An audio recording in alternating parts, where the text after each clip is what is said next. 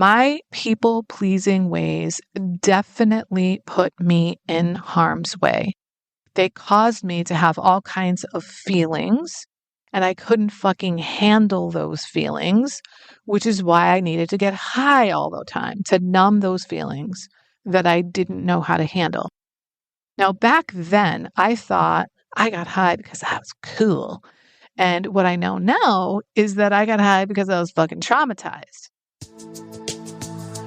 Hi, I'm Barb Nangle. I want to welcome you to my podcast, Fragmented to Whole Life Lessons from 12-Step Recovery, where I help people heal their emotional, psychological, and spiritual wounds and make deep, lasting changes in their lives. I'm a boundaries coach who specializes in helping women who say yes when they really want to say no, and who neglect themselves because they're so focused on others. I've coached hundreds of people to create Boundaries by Design, a blueprint for life. I have a free boundary building starter kit at boundariesstarterkit.com. On this podcast, I share my experience, strength, and hope from recovery. I don't support or endorse any particular 12-step recovery fellowship, and I don't claim to speak for any 12-step fellowship. I don't believe that 12-step recovery is the only way to recover. You might need additional help. I'm an avid beachcomber and a formerly closeted fan of the Hallmark Channel, especially the Christmas movies. I wear fingerless gloves almost all year round because my hands are always cold, and I love taking pictures of license plates with my initials BN on them. My hope is that you'll find my words concretely helpful in improving your life, whether you're in recovery or not. If you like what you've heard on this episode, please screenshot it and share it on your social media. Be sure to tag me at Higher Power Coaching.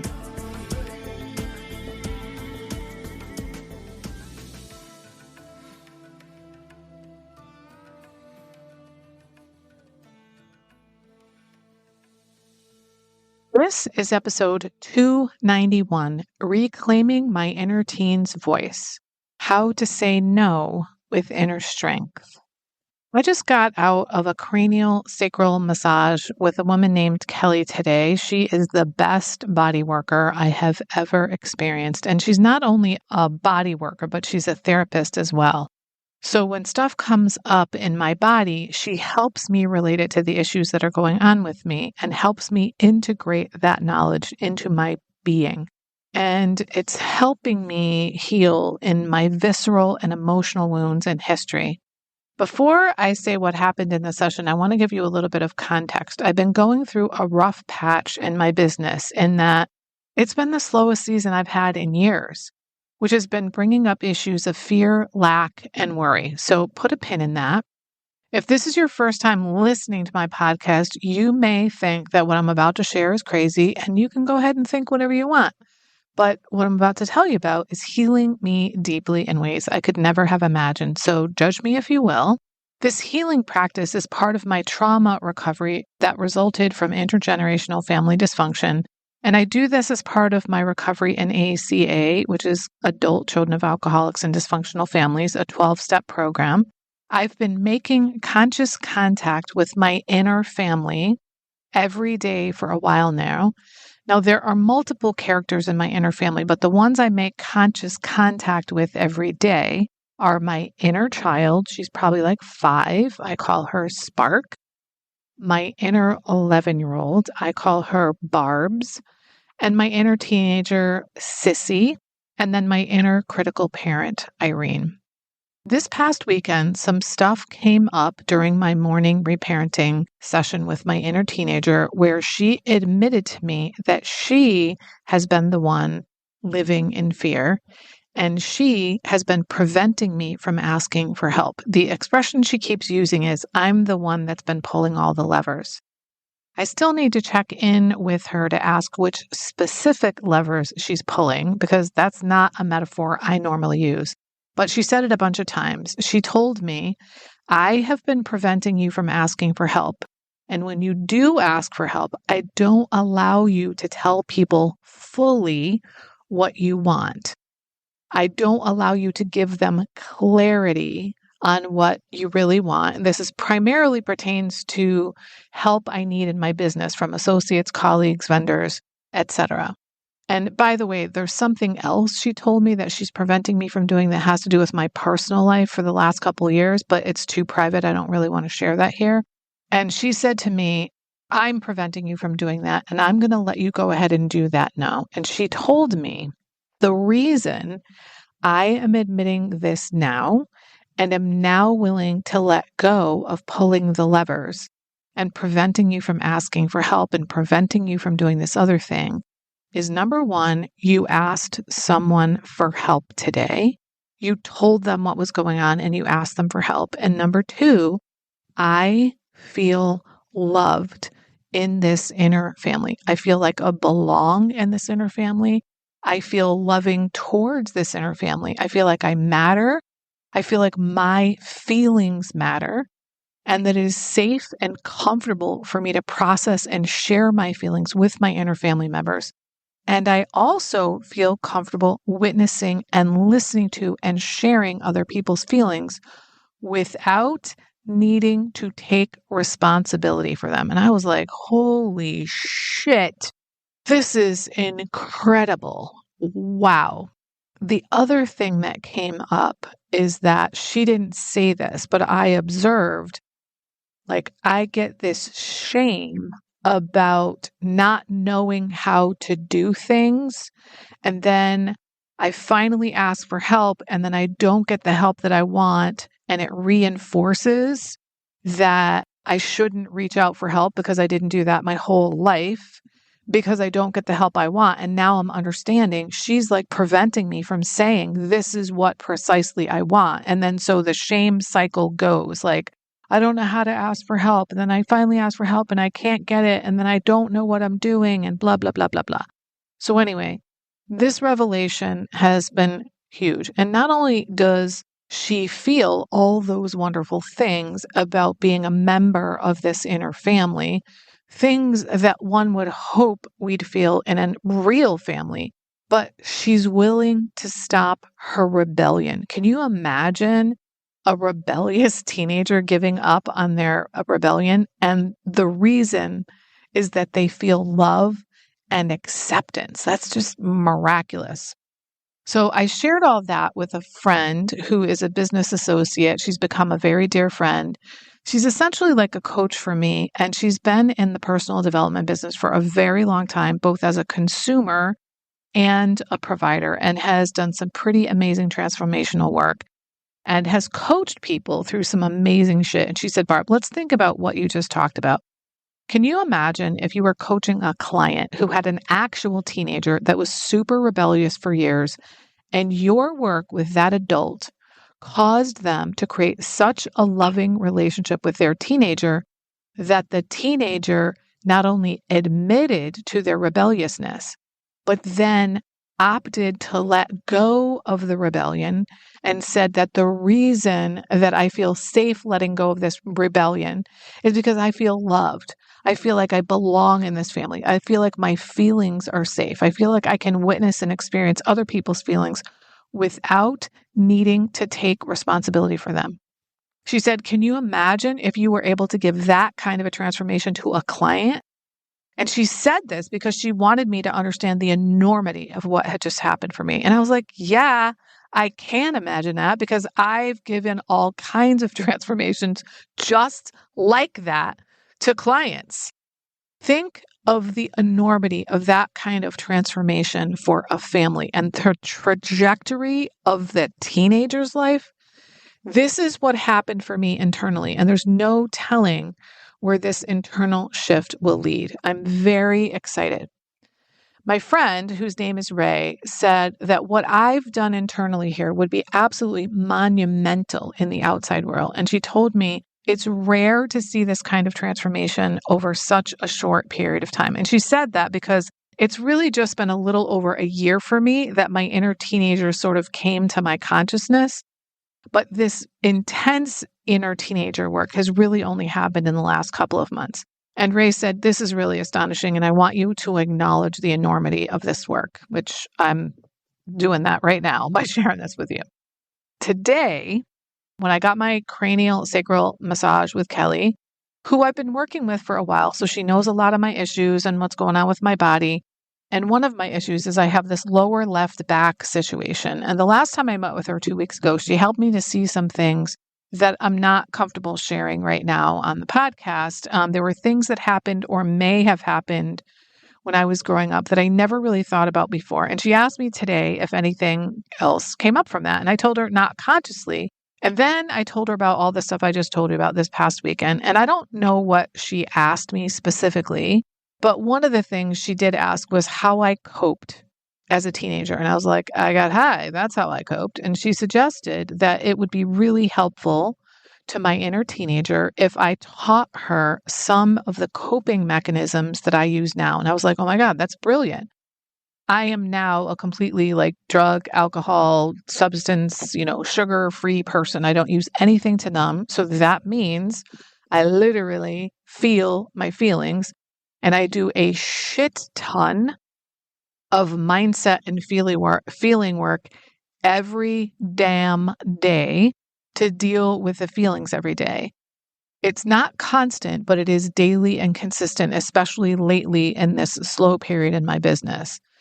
So she said to teach Sissy, my inner teen, some of the tools that I use so that she'll have them. Now, as the conversation went on, I told her how when my inner teenager sort of came online last year, I decided that I wanted to pull out a picture of her and put it on my altar. It really helped me when I started doing inner child work to have a photo of me as a little one to look at regularly. And when I made this decision, I knew immediately which picture of me as a teen I'd put on the altar. It's me, 16 years old, toking on a gigantic bong that's full of smoke. Now, as I progressed in my reparenting journey with my inner teen over the last year, I had a conversation with her and I said, you can put the bong down now. And I realized that the bong was not just protecting me by getting me high and numbing me, so I didn't have to feel my feelings or other people's feelings, because I used to be permeable. It was like other people's feelings could penetrate me, which is no longer the case. Thank you, healthy boundaries. But the bong also created a physical barrier between me and other people. So I ended up actually putting that picture away and taking another picture of me as a teen and putting it on my altar. Now, I told all this to Kelly. I don't know what she said to me, but she prompted a memory about something else where I used a bong as a barrier. So when I was 16 years old, this friend of a friend named Chris asked me out on a date. I did not want to go. I had no attraction to him, but I had no ability to say no because, people pleasing. And I went on this date with him, and I can still remember exactly what I wore. The date was weird and awkward the whole time. And when we left the restaurant, he took me to Crystal Lake and parked on the dirt road. And it was really clear that he wanted to go parking and make out. And I was like, no fucking way. So as soon as he parked the car, I hopped out of the car, climbed onto the hood, pulled out my portable bong, filled it with weed, and started smoking and smoking and smoking. Now, Chris did not smoke weed, so it wasn't something that we shared. I literally used the bong and the weed as a protective barrier for me. I was numbing my feelings because I was super fucking uncomfortable. I did not want to be there, but I didn't have the capacity to directly say that. I removed myself from the car for the purpose of getting high and also to make sure that there was going to be no making out. I don't remember how we ended up leaving. I really haven't thought about that incident in a really long time. So when I left Kelly's office, I went out to the car and I literally spent 25 minutes in my car in the parking lot reparenting myself through that date with Chris because I felt like I really needed to do some repair work right away. So I sat in the parking lot with my eyes closed and my head in my hands. Some of that time I was sobbing pretty fucking hard. And I started by asking myself what I really wanted in those situations, which was that I really wanted to have declined the date with Chris in the first place. So I decided to reparent myself through that, but I didn't want to start there where I just refused the date because I wanted to be able to deal with the situation at Crystal Lake as well as at the restaurant. So I decided to tackle the events of the evening of the date in backwards order rather than starting by preventing the date in the first place. So in my imagination, I started with being in the car with him by the lake. And it was like my inner parent was there with me, strengthening me and telling me what to say. And in my head, I imagined myself saying, Chris, I'm really uncomfortable. This is not okay with me. Please take me home. And he said, are you sure? And I was like, yes, I'm very sure. Truth be told, I should have declined your invitation to take me on a date in the first place. I'm very flattered that you invited me and that you're interested in me, but I just don't feel the same way. I'm sorry. I wish I did, but I don't. So please take me home. Okay, so just even repeating that again just gave me a huge sigh.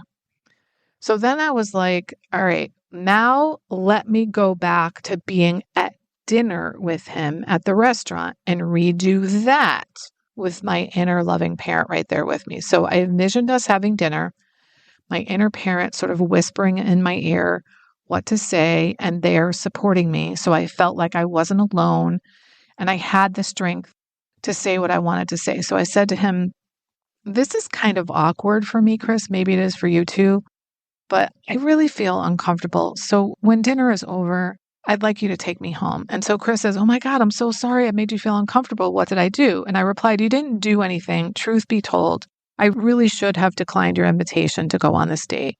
You're a great person. It's just you're not the right guy for me. I think I did a disservice to both you and me by saying yes to this date. So when we're done with dinner, I'd like for you to take me home. And he said, okay, that kind of hurts, but I also appreciate your honesty rather than being a jerk to me or something like that. I appreciate you coming right out and telling me. So then after I did that, I decided, all right, now I want to go back to the moment when he asked me on the date. And I was like, oh, Chris, thank you so much. I'm so flattered, but I'm going to pass. Thank you anyway. Now, what came up when I was going through this whole reparenting session with myself was that I first connected with my inner big mama and had her help me out. And I also had her console me before I started going through these different episodes. And she's the one that I sort of brought with me to these little episodes. And then after I connected with her, I later connected with my inner loving dad, who I call Papa now that he's deceased and he's an inner loving parent as opposed to the dick that he was when he was alive, because I called him dad when he was alive on earth, and I needed to differentiate my inner loving dad from the guy I knew on earth. So eventually, after sobbing on Big Mama's shoulders and having her love on me and reassure me, I actually went to my papa and cried on his shoulder, which I have not done ever before. Not in real life. I couldn't imagine ever going to my father as someone to console me. And I haven't done it in reparenting either. And he said, I am so sorry that I brought you up in such a way that you did not know that you could say no to people. You deserve and deserved to be protected. You deserved to know how to set limits with other people and to take care of yourself. And I neglected to teach you how to do that. In fact, I taught you the opposite of that, and that was wrong of me, and I should never have done that. I am going to spend the rest of my life and your life making that up to you. I sincerely hope you will forgive me. Now, of course, I was sobbing when all this happened. I kind of can't believe I'm not crying right now. It was really, really cathartic and really, really healing. What I saw from this is that my people-pleasing ways definitely put me in harm's way.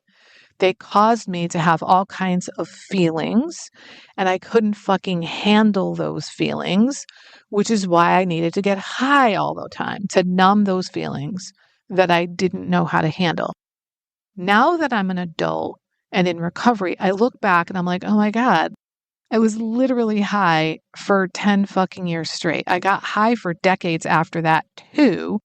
But from 14 to 24, I was either high, trying to get high, or sleeping. I mean, it was pretty much constant.